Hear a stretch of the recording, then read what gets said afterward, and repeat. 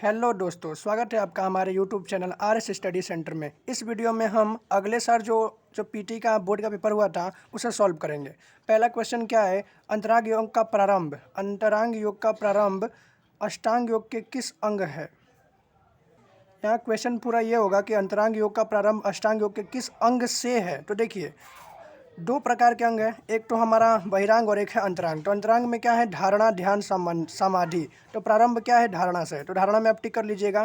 फिर यहाँ second question क्या है, बहिरांग योग का दूसरा अंग कौन सा है। तो बहिर का यम नियम आसन प्राणायाम और प्रत्याहार। तो दूसरा कौन सा हो जाएगा, यम नियम, तो दूसरे पर टिक कर लीजिएगा।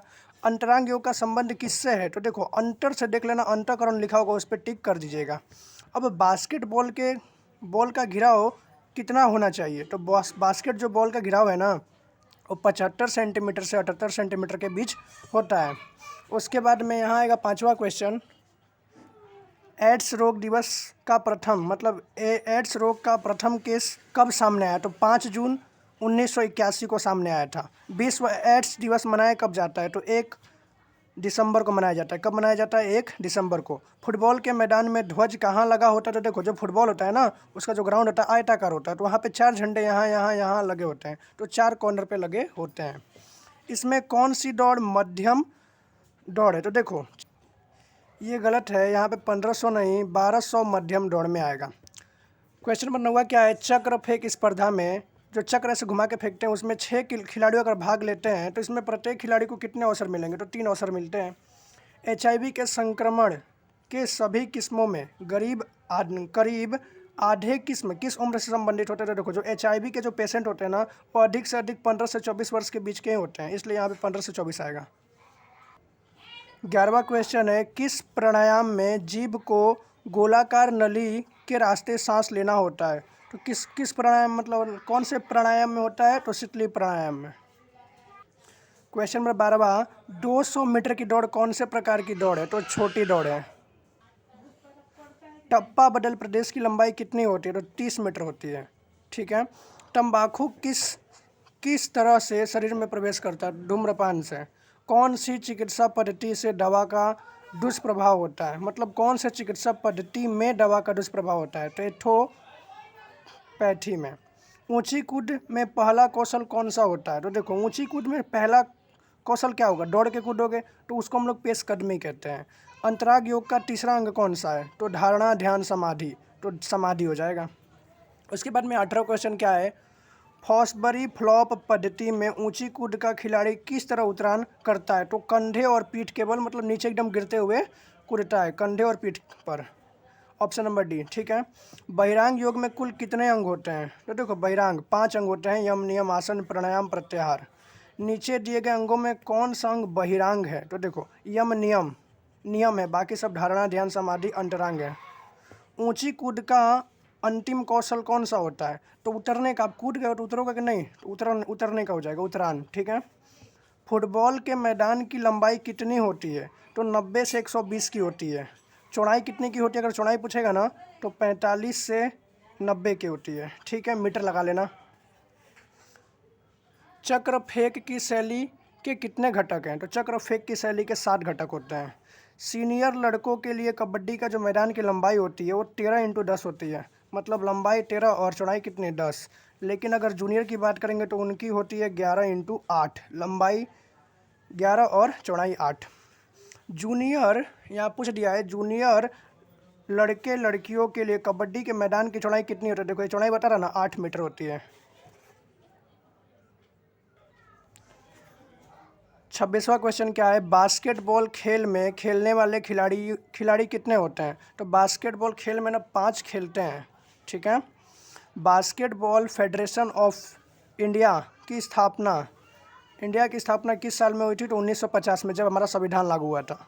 समाधि अंतरांग योग, मतलब हमारा जो संविधान था 1950 में लागू हुआ था, उसी दौरान ये भी 1950 में, तो आप इसे याद कर सकते हैं।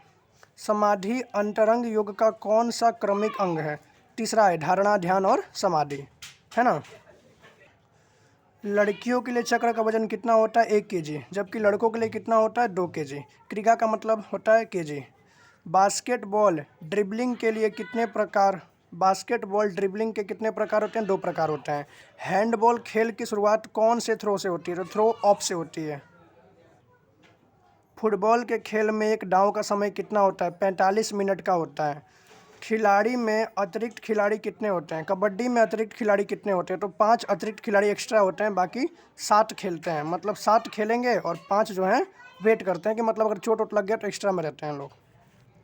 हैंडबॉल के मैदान की लंबाई चौड़ाई कितनी होती है? देखो हैंडबॉल जो होता है ना, उसकी लंबाई की बात करेंगे तो 40 होती है, और चौड़ाई की बात करेंगे तो कितनी होती है? 20। ये रहा लंबाई और चौड़ाई, ऐसे बन जाता है हैंडबॉल। ठीक है, आगे। आयुर्वेद चिकित्सा पद्धति की खोज किसने की थी? ऋषि मुनि ने की थी। अब उसके बाद में वॉलीबॉल खेल के मैदान की लंबाई कितनी होती है? तो 9 तो 18 तो लंबाई हो जाती है, और चौड़ाई की बात करेंगे ब्रीथ की तो ये क्या होती है? 9 होती है। ठीक है, 18 9। तो अगर चौड़ाई पूछेगा तो 9 करना, 9 मीटर, और लंबाई पूछेगा तो 18 मीटर। वॉलीबॉल में कुल कितने सेट खेले जाते हैं? तो 2 सेट खेले जाते हैं वॉलीबॉल में। 38वां क्वेश्चन क्या है? बास्केटबॉल के खेल में जाली की लंबाई कितनी होती है? तो ये होती है 40 सेमी। ठीक है, और किसे धीमा जहर कहते हैं? तो नींद की जो दवाई होती है इसे हम लोग धीमा जहर कहते हैं। क्वेश्चन नंबर 40वां क्या है? वॉलीबॉल खेल में कितने नंबर के बॉल का प्रयोग होता है? तो 4 नंबर के बॉल का प्रयोग होता है। कबड्डी में लोन मिले तब अतिरिक्त कितने अंक दिए जाते हैं? 1 अंक दिए जाते हैं। कबड्डी के विरुद्ध पक्ष एक खिलाड़ी को आउट करने पर कितने अंक मिलते हैं? सबको पता है 1 ही अंक मिलते हैं। चक्र फेंक वृत्त का व्यास कितने मीटर का होता है? तो 2.5 मीटर मान के चलो, मतलब 2.15 मीटर। वॉलीबॉल में अंतिम सेट में कितने अंक के बाद मैदान की अदला बदली की जाती है? ग्राउंड चेंज होता है ना मैदान का, तो 8 सेट के बाद क्या होती है? ग्राउंड की अदला बदली होती है। बास्केटबॉल खेल का आविष्कारक कौन थे? तो ये थे हमारे डॉक्टर जेम्स नेस्मिथ। बास्केटबॉल खेल में कुल कितने दांव खेले जाते हैं? तो बास्केटबॉल खेल में कुल 2 दांव खेले जाते हैं।